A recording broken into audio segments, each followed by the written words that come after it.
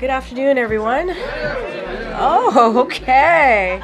I'm excited to see you all too. Okay, so today, President Biden met with President-elect Trump for approximately 2 hours in the Oval Office. White House Chief of Staff Jeff Zients and incoming Chief of Staff Susie Wiles joined the meeting. It was a substantive meeting, an exchange of views. They discussed important national security and domestic policy issues facing the nation and the world. President Biden also raised important items on Congress's to-do list for the lame duck session, including funding the government and providing the disaster supplemental funding the president requested. Finally, the president reiterated what he said to the president-elect the day after the election and to the American people in a Rose Garden just last week. We will have an orderly transition and a peaceful transition of power. With that, as you can see, I have the National Security Advisor with me, Jake Sullivan, who is going to preview APEC in Peru and also G20 in Brazil. The president is going to be leaving tomorrow, as you all know. And Jake, the floor is yours. Thanks, Corinne, and hi, everybody. I'm going to make some brief comments about the president's trip that he leaves on tomorrow, answer a few questions because I know the issue you are most interested in is hearing from Corinne about the meeting. So I will not dally too long up here, but I think it is important to lay out the president's trip here over the next several days. Tomorrow he travels to South America. His first stop will be Peru for the APEC Summit, the Asia-Pacific Economic Cooperation Summit. And then he'll go on to Brazil for the first ever presidential trip to the Amazon, and then to the G20 summit in Rio de Janeiro. At APEC, the president will reinforce America's leading role in the Indo-Pacific. And over the last 4 years, he has markedly enhanced our strategic position in this vital region, from our treaty alliances to AUKUS to the Quad to the historic trilateral with Japan and Korea. And with respect to that trilateral, he will meet with President Yoon of South Korea and Prime Minister Ishiba of Japan to celebrate the historic cooperation between our three nations and discuss the importance of institutionalizing the progress we've made so that it carries forward through the transition. While in Lima, President Biden will also meet with President Xi Jinping of the People's Republic of China. This will be the third in-person meeting between the two leaders since President Biden came into office, and their final meeting as presidents. They previously met, as you know, in Bali in 2022 at the G20 summit, and at Woodside, California, near San Francisco in 2023 on the margins of the APEC summit, which was exactly 1 year and 1 day ago. And throughout his time in office, President Biden and his team have worked to effectively and responsibly manage the competition between the United States and the PRC. The president's approach on the PRC has prioritized investments in sources of American strength at home, including growing the middle class and ensuring that America maintains its industrial capacity and its innovation edge in fields such as semiconductors and artificial intelligence. He has strengthened our alliances around the world, and especially in the Indo-Pacific. He has boosted American deterrence, and he's ensured that America remains the partner of choice for countries both in the region and across the world. The president has also taken common sense measures to advance our national security and protect our most sensitive technologies to prevent them from being exploited or used against us by the PRC, including through significant new export control measures. At the same time, the president has demonstrated that the U.S. and the PRC can manage our differences and prevent competition from veering into conflict or confrontation. And he's done that by ensuring the maintenance of open lines of communication at the leader level, at the military-to-military level, and at every level of our respective governments.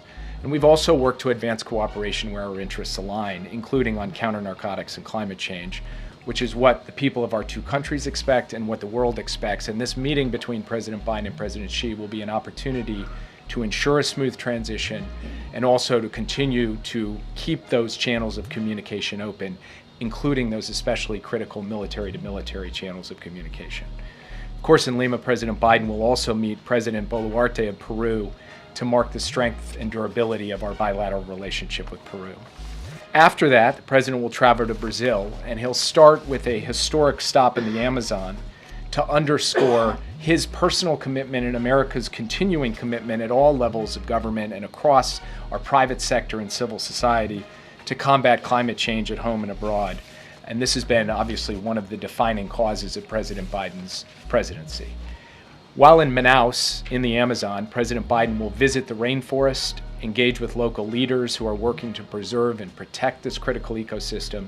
And as I noted, this will be the first ever visit of a sitting U.S. president to the Amazon. President Biden will then travel to Rio de Janeiro to participate in his fourth and final G20 Leaders Summit. High on the agenda there will be issues associated with debt sustainability for low and middle income countries, mobilizing finance for infrastructure, physical, digital, energy infrastructure around the world, and also dealing, obviously, with the major geopolitical issues of the day, from Ukraine to the Middle East. As you all know, the G20 is a unique forum. It includes both our closest allies and partners, as well as our adversaries. And pulling this group together around shared challenges is never easy, but we do expect to make some progress, particularly around debt and finance during our time in Rio. The President, of course, will also meet with President Lula of Brazil. The two leaders have really built a strong, productive relationship over the last 4 years, and they're looking forward to have their final meeting together as presidents as well. So we've got a busy week ahead of us, and with that, as I said, I'll take a few questions and then turn it back over to Corinne. Yeah. Thanks again for doing this, Jake.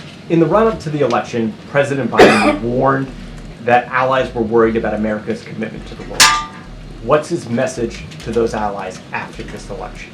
Well, he's going to have the same message that he's had for 4 years as president, which is that he believes that America's allies are vital to America's national security. They make us stronger. They multiply our capability. They take a burden off of our shoulders. They contribute to our common causes, including the cause of standing up for freedom and territorial integrity in Ukraine. And as I noted in my opening comments, when he goes to this Asia-Pacific summit in Peru, he'll go with our alliances in the Indo-Pacific at a literal all-time high. Japan, Korea, Australia, the Philippines, a really remarkable record over 4 years, and that's what he's going to hand off to President Trump. And he is going to be making the case to our allies and, frankly, to our adversaries that America's standing with its alliances, investing in its alliances, and then asking its allies to step up and do their part, which they have done these past 4 years, is central to American strength and capacity in the world. That will be his message. It's a message of principle. It's a message of practicality. And it's been one of the causes of President Biden's life. Yeah. Korean said national security obviously came up in the meeting today. You've suggested that the president would make the case to the president-elect not to walk away from Ukraine. Was that message conveyed? How was it received?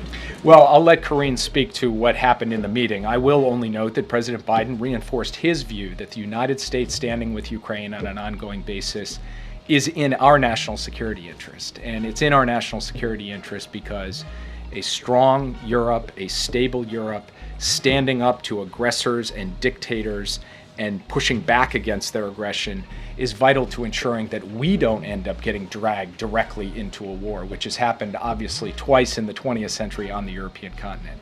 So the president has made this case. He'll continue to make this case both privately and publicly, and he will make the case that our investment in Ukraine, the funds that the Congress has appropriated, these aren't just dollars that we're picking up and shipping over to another country. They're dollars we're investing here in the United States in American jobs, producing American weapons that we send to Ukraine, and American weapons that we are building to expand our own industrial base and our own military capacity to deter other adversaries all around the world. So he laid this out.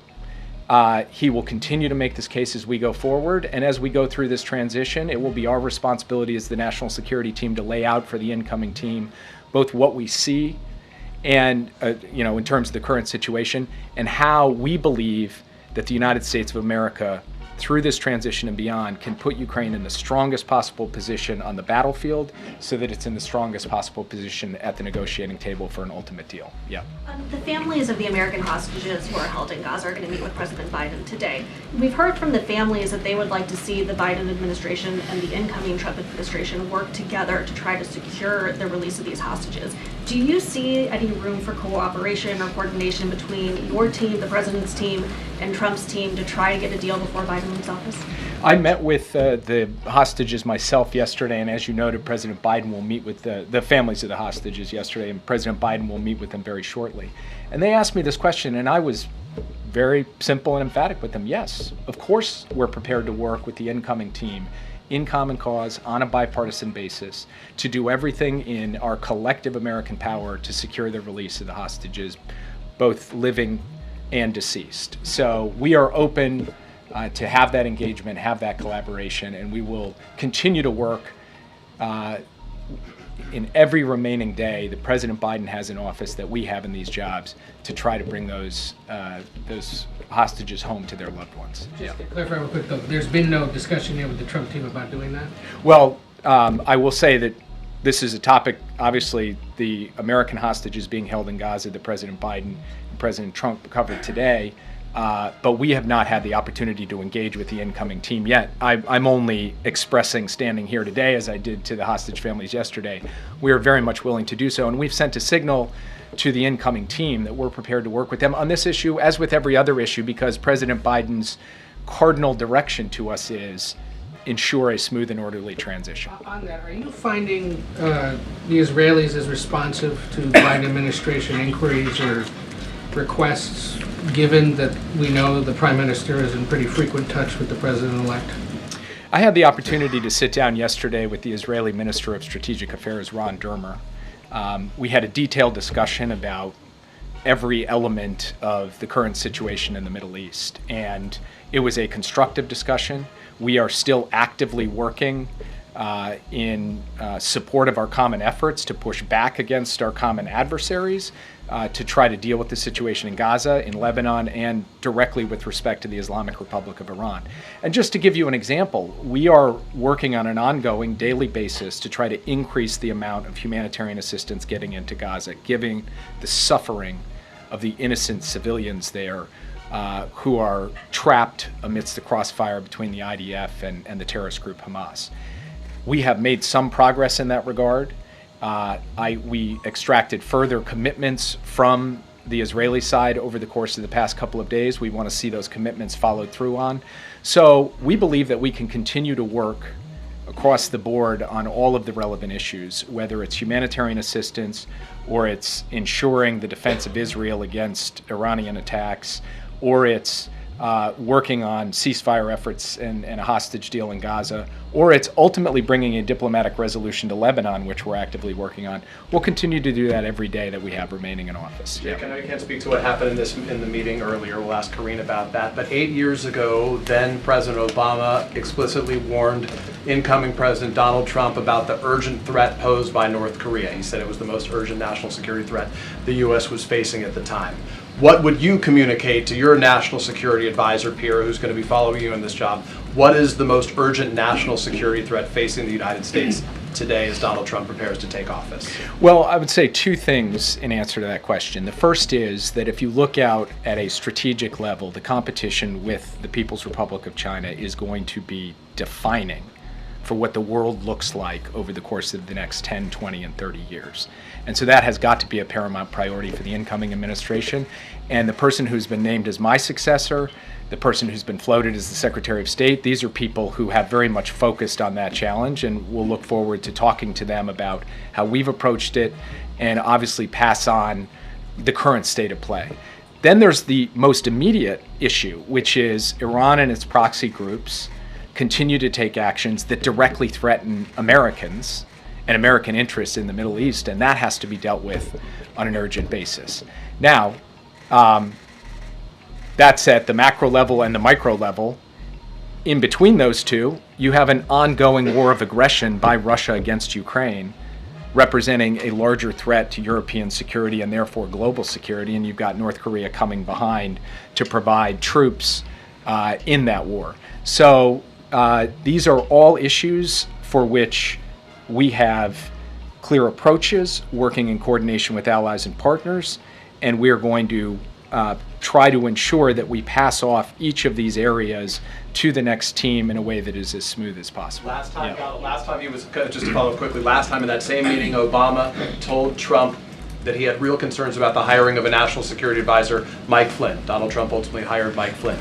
Do you have any concerns about the names that you have heard mentioned so far and announced so far by Donald Trump to serve in his administration in a national security role?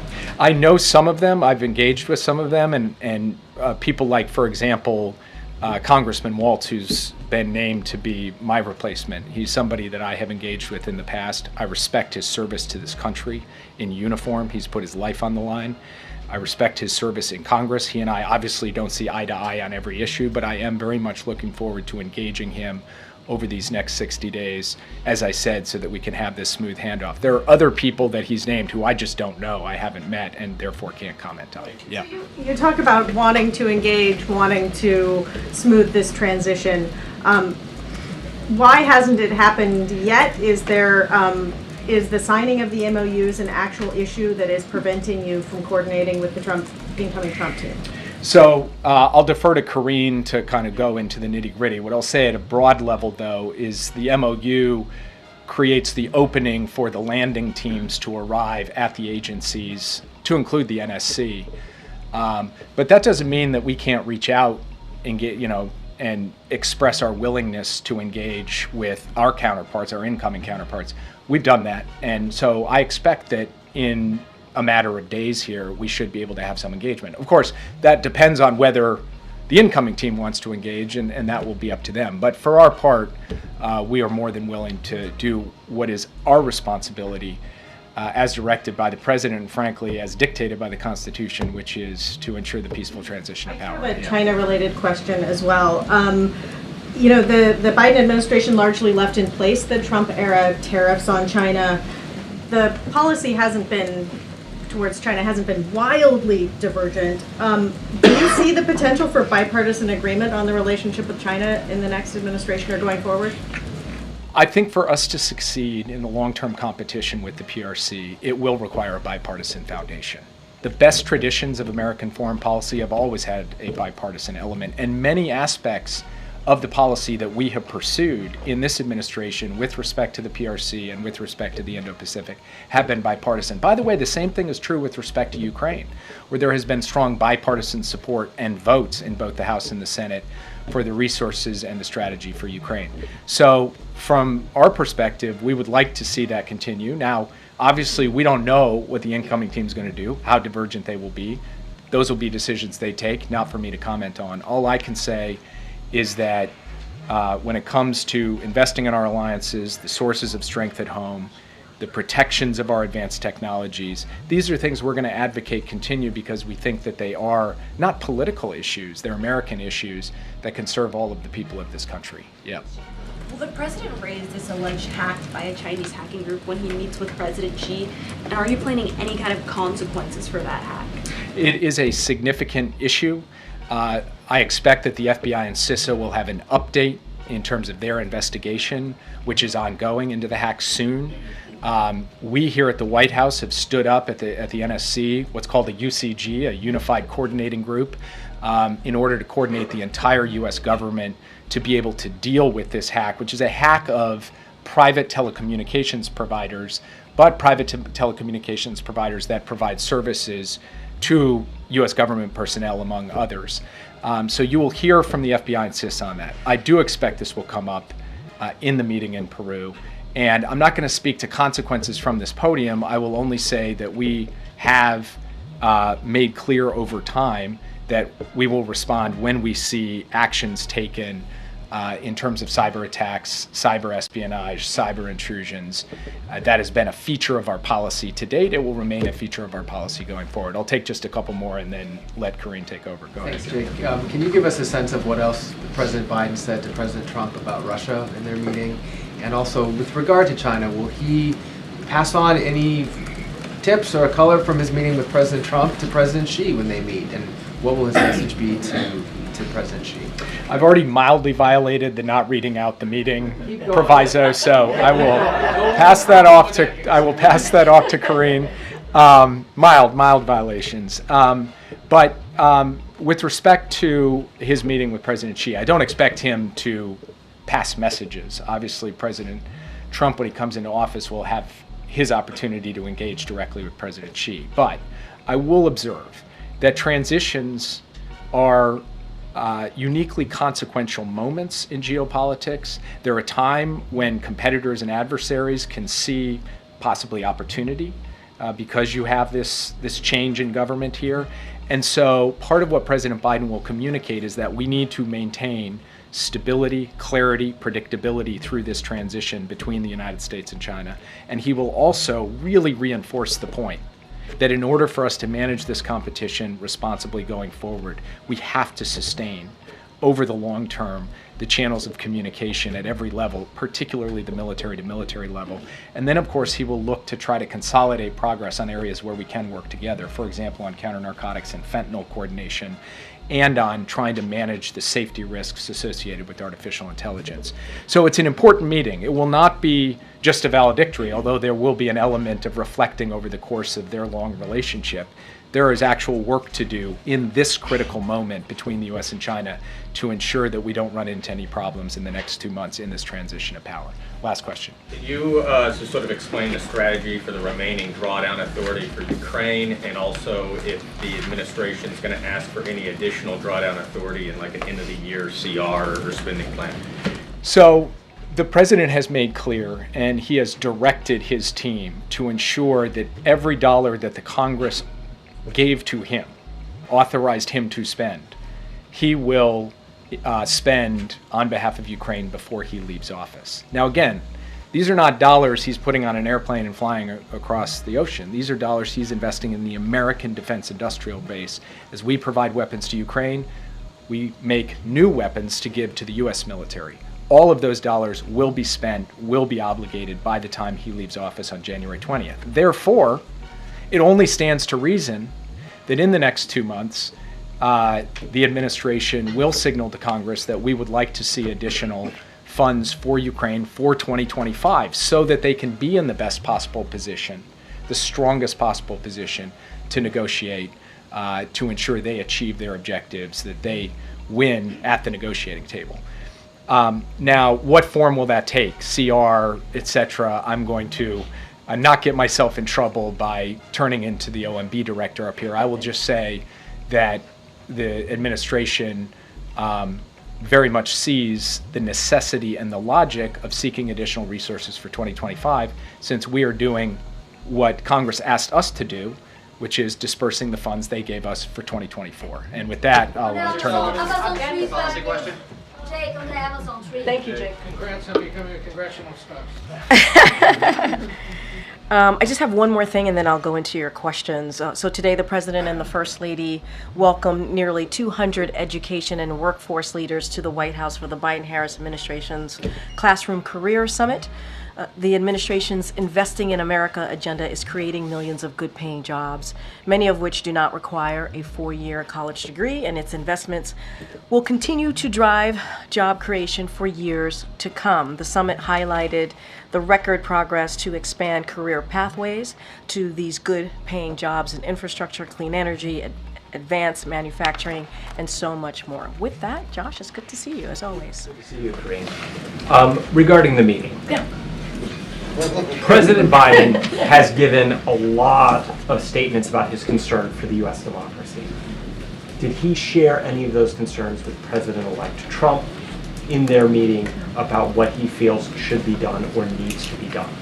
So I'm not going to go into granular detail of what was discussed in the meeting. What I can say that it was indeed very cordial, very gracious, and substantive.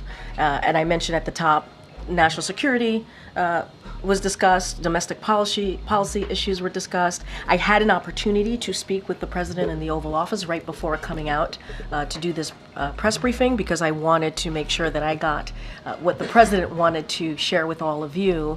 So certainly that everything that I'm saying is sanctioned, if you will, by the president. He wanted you all to know that the president-elect, again, was gracious, came with a detailed set of questions. It was, again, substantive. But I do want to take a little bit of a step back here, because it's really important to note, and you're going to hear me continuing to say this over and over again, the importance of having a smooth transition, an importance of having an orderly transition. The president respects the will of the American people and wants to make sure that occurs. That is what he believes the American people deserve. And so that is as far as I can go. That is what I am sharing with you from the president directly. And look, we're going to make sure, as Jake Sullivan was saying, that his team has what they need, right? They want to make sure that it is indeed an efficient, effective transition, so that we hand over the people's business so that they can continue the people's business. Can you say how President Biden answered some of those detailed questions? I will say that the president certainly looked forward to the meeting, appreciated the conversation, and answered any questions that the president-elect had, offered up his thoughts, but I'm not going to go any further than that. Get Mary. You said gracious, cordial, substantive. The president obviously hit on a wide range of issues, but did he get a sense that the issues that he was impressing upon, that any advice he was giving was being well received? I think so. I think that's why the president was wanting me to let you all know that there was a very good back and forth, and it was substantive, as I mentioned before, and I want to be mindful. It was a private conversation, so I don't want to go into specifics or details, but look, they met for more than 2 hours. They met for a very long time, or nearly 2 hours, pardon me. And I think by the length of the meeting tells you that they had an in-depth conversation on an array of issues. And so, look, the president reached out to the president-elect wanting to make sure that he gave an opportunity to the president-elect, afforded him that opportunity to have a meeting with him to talk about the different issues that matter to the American people. But nearly 2 hours says a lot about how the meeting went. Any plans to keep a line of communication open? The president is always going to obviously keep that line of communication open to the president-elect. We got to remember, this is not about the two presidents. This is not about President Biden or President-elect Trump. This is about the American people and what's right for the American people. And if anything, the president has led by example, right, over the last week now on making sure that we have this cordial transition of power. Just one other topic. President-elect Trump's nominee for defense secretary has questioned whether or not women should serve in combat roles in the military. Wondering what the administration makes of that. Is there any concern about women's ability to serve in certain roles going forward? I think we've made ourselves really clear. I'm not going to speak to this pick. That's not the president's going. The president-elect is going to lay out his certainly his personnel and who he wants to fill these cabinet position, who he wants to be in the White House with him, and we will give them the space to do that. But I think we've been very clear about how we see the importance of gender equality, the importance of women in the workforce. I think we have been an administration that has led on that issue, and certainly we do not agree with those views, but that is for obviously the president-elect to speak to his picks, and I'm going to let them do that. Okay, John. You said the president-elect came with a detailed list of questions. That's surprising to me. What was on his list? I'm not going to go into details of what was on the list. I shared that, and the president wanted you all to know that because we want to be very clear. It was actually a substantive meeting, nearly 2 hours. There was a lot discussed. There was a lot of back and forth. And I'm not going to go into specifics. I think if the president-elect wants to share his set of questions to President Biden, he certainly can and will if he chooses. But wanted to give you as much information as I could without going into too much specifics on a private conversation. Was the list typed out on a piece of paper? I don't have. I appreciate the effort there, Jeff. I don't have anything beyond that. Did the issue of the fact that President Trump did not acknowledge President Biden as the winner of the 2020 election come up today? What we want to do is move forward. We do. Really? No, seriously. What we want to do is move forward. We respect the will of the people. There was an election, as you know, last week, and the American people spoke. And so the president is going to make sure that he puts the American people first. He's going to make sure that we move forward in this process, in this transition process, in a way that is respectful to the American people and to lead by example. And so that's our focus. That's what we want to do. I think the president has shown that in the past week of of that leadership. And so that's what you're going to hear. That's what we're going to continue to do in the 68 days that we have left in this I administration. understand that. I Yep. guess that just seems like a piece of unfinished business between them. Did it come up at all? Look, that is something certainly that I would leave for the president-elect to speak to. What I can speak to is this president wanting to focus on the American people, wanting to focus on issues that matter, domestic policy issues, national security issues that are critical and important in how we move forward as a country. That's what the president wanted to focus on. Again, it was gracious, it was substantive, and I think that's what's important. And what we are showing the American people is how you do this. How do you have a peaceful transition of power, how it looks, and leading by example.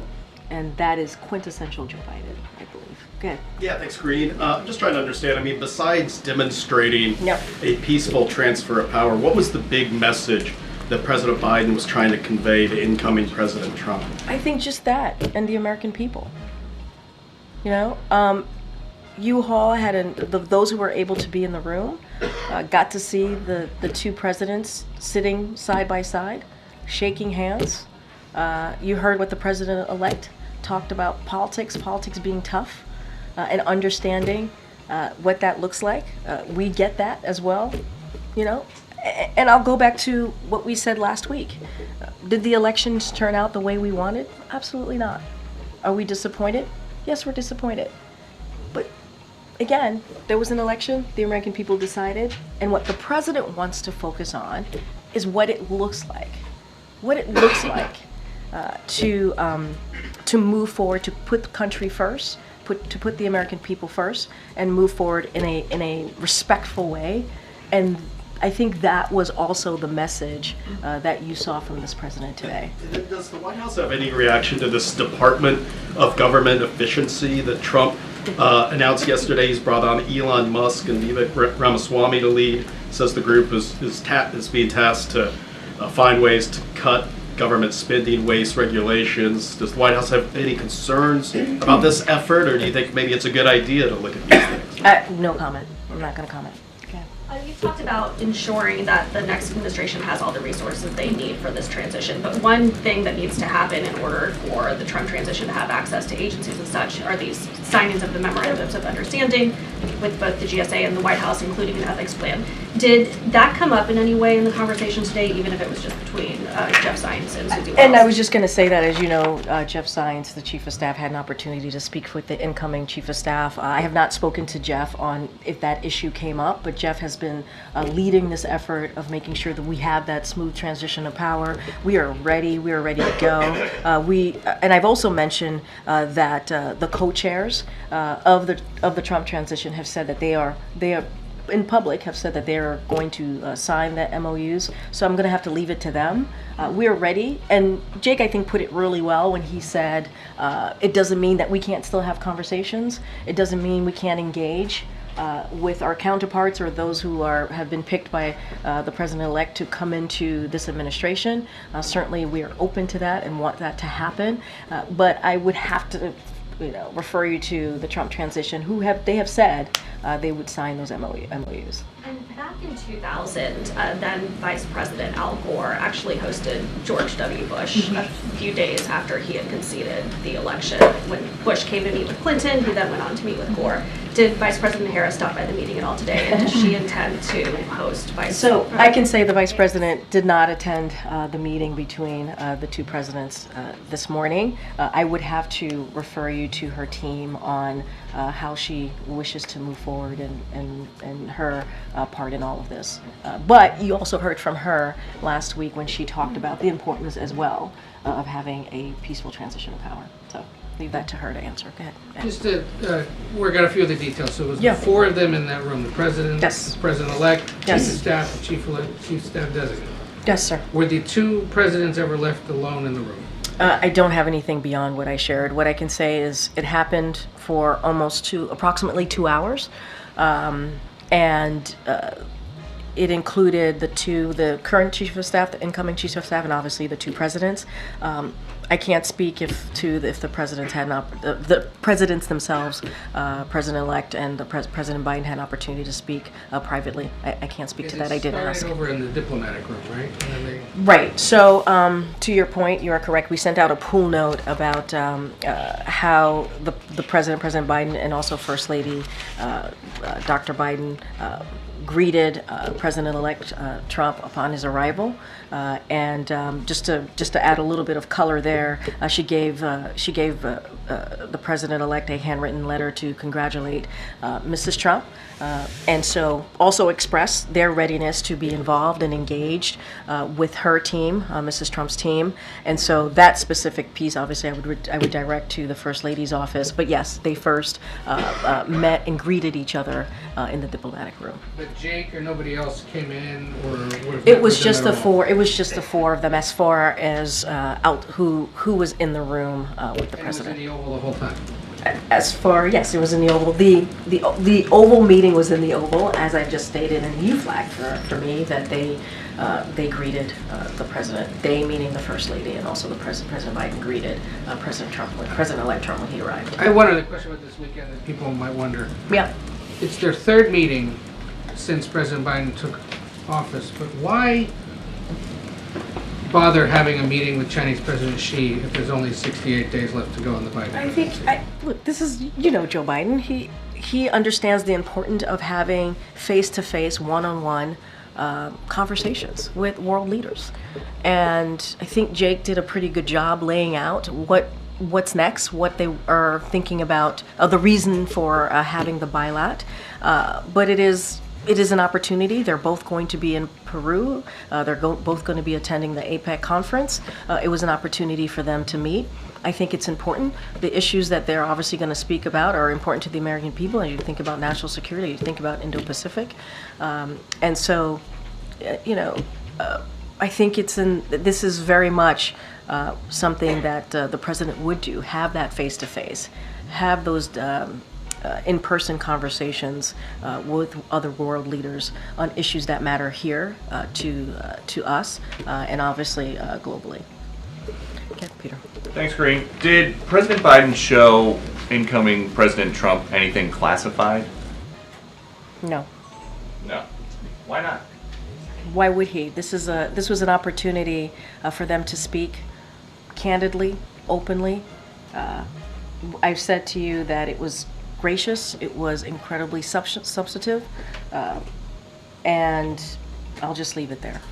The last time these two were together in the same room was at the debate. They talked a fair amount about playing golf. Do you know if a plan was made for them to play golf in President Biden's retirement? Actually, that's not the last time they saw each other. They saw each other at September 11th. I'm going to move on. Go ahead, Ed. In the meeting, we saw a unified front related to a transition in the Oval Office meeting. But a lot was said on the campaign trail, like Trump is a dangerous threat to our country and our democracy. Was there an apology today? I'm sorry? Was there an apology from President whom? Biden for the words, some of the words used? An apology from the President Biden. To President-elect Trump for some of the words that was used on the campaign trail. Look, and I've answered this a couple of times about a threat to democracy in the past week. The president is going to always feel obligated to be honest with the American people. What he says still stands.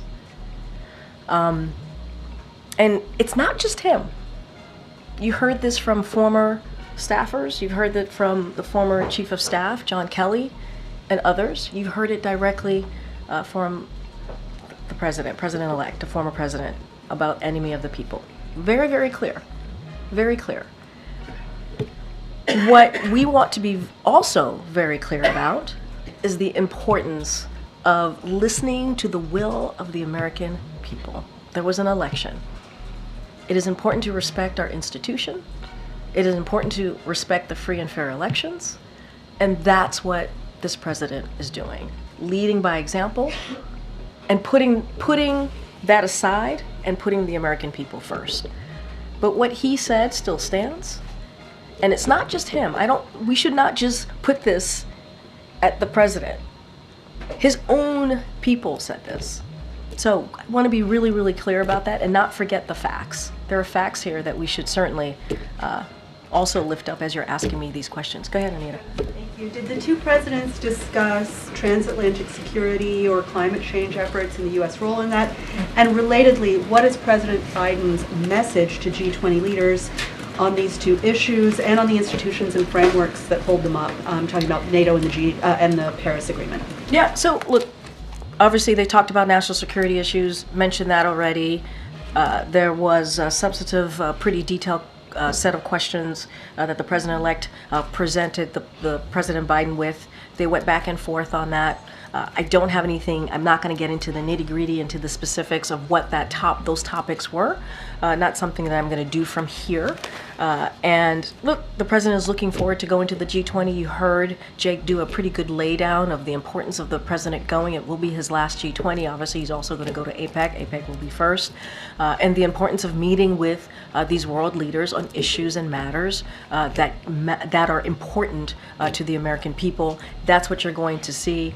This is going to be a continuation of the progress that we have made in almost 4 years on the world stage. Whether it's talking about Ukraine and continue to support Ukraine, talking about Indo-Pacific, talking about the Middle East and how to move forward here. And so all of those issues and topics are certainly going to come up, and the president looks forward to having those conversations. That we know that President-elect Trump does not look favorably upon NATO or upon the Paris climate change agreement. That's something for the president-elect to speak to. I mean, he has. What we have done here in the past 4 years is strengthen NATO. What we have done here is making sure that we strengthen our relationship with allies and partners. What we have done here is put the American people first, put our national security first, and really have conversation with world leaders on shared priorities. And so that's going to continue in the next 68 days. And that's the progress that the president wants to continue to have conversations about, and that's what you're going to see on this next ACONUS trip. Okay, thank you. I think in this room we've all watched the very somber speeches that the president gave on democracy in Philadelphia at the Capitol, and today we see these pictures of two leaders chatting around a fireplace. There's a stark contrast here, and isn't there a risk that in the future, when voters are faced with warnings about democracy, they're just going to dismiss them and think this is just campaign stuff, this is just political? I think there are two different things here. When it comes to what the president said in the past year, even more so about our democracy, the importance of our democracy, let's not forget, we saw that Americans do care about democracy. They care about protecting our freedoms. That is something that the president's never going to shy away from. He's never going to shy away talking about that. And it is important on how we move forward, right? It's important. But what we're seeing right now is also a democratic principle, right? When we're talking about transition of power, it is about our democratic principle as well.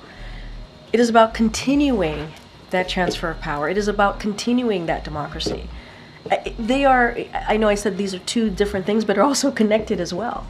And so for him to do that, for him to invite the president-elect and to have important conversations on issues that matter to the American people is actually part of what democracy looks like. And the president is never going to shy away from that.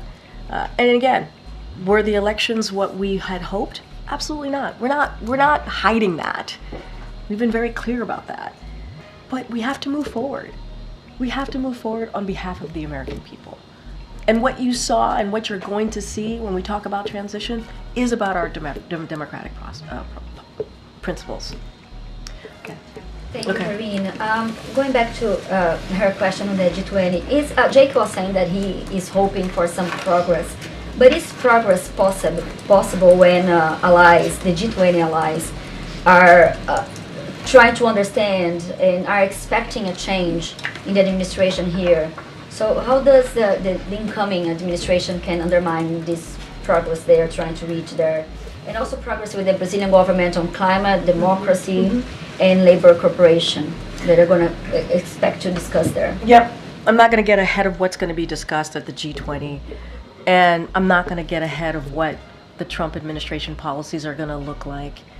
That is certainly something for them to address, and how they move forward on domestic policies, national security policies, and they will do just that. What I can talk about is the progress that the president wants to continue to make, and the strengthening of our alliances, strengthening of our partnerships, and making sure that we continue to stand up with Ukraine as they continue to fight against Russia's aggression, and a range of issues of Indo-Pacific to the Middle East. You talked about climate change, especially as it relates to Brazil. So those issues are going to be discussed. We've made progress on all of those policies that we're going back and forth on.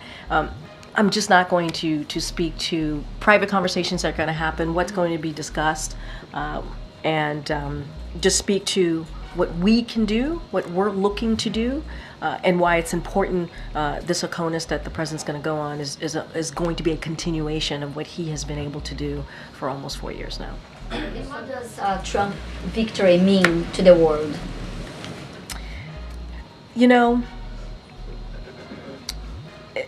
what I can say, and I'm going to sound like a broken record, what the president is going to do is continuing to make sure that we follow the election results, the will of the people. Majority of Americans decided. And what we can do is make sure that democracy continues here by doing this transition of power, and doing it in an effective, orderly, peaceful way. And the president is going to focus on the progress that he's made. He has relationships with these world leaders, obviously, not just for some of them, not just the past almost 4 years, but for some time. And, you know, he'll have honest, direct conversations with them. I'm just not going to get into philosophizing and getting into the bigger picture. I'm just going to focus on what's ahead in the next 68 days. Go ahead, Kelly. I think I have to head out. Do you know if President-elect Trump has already started to receive intelligence briefings, or if there's plans to start doing those briefings again? That's something for ODNI to speak to, not something for me to speak from here. Okay. I'm going to kind of try and circle back on this. You said that the conversation was cordial, gracious, substantive. Was there any acknowledgement about some of the harsh rhetoric that Donald Trump had issued regarding Kamala Harris, calling her, for example, a low IQ individual, etc.? I don't have anything to share beyond what I stated at the top and during these back and forths. Don't have anything outside of that. Okay. Good. Yeah, I was going to ask a similar question. Was there any acknowledgement or discussion about the election and how the vice president ran her campaign? I don't have anything else beyond what I just stated. Go ahead, Phil. I might be trying the same thing again and again. Yeah, but you talked about how this was a cordial discussion between the two Yeah. of them, how the incoming president came with a list of questions. Were there any top-level areas of agreement or overlap between the two presidents in terms of maybe challenges that are ahead for the country or potential solutions? Any areas of agreement? A lot was discussed. It was a detailed set of questions. The president appreciated having a substantive conversation with the president-elect. I'm not going to go into details. Maybe the president-elect will speak on his behalf on what he wants to share coming out of the meeting. But this is what we're going to share from here. 2 hours nearly 2 hours is a long time to talk about what's important for the American people and how to move forward. And I think that's important. I appreciate the effort. All right, everybody. Thank you so much. For the record, can you just share, find out if there was any time that the two met individually so we're all on the same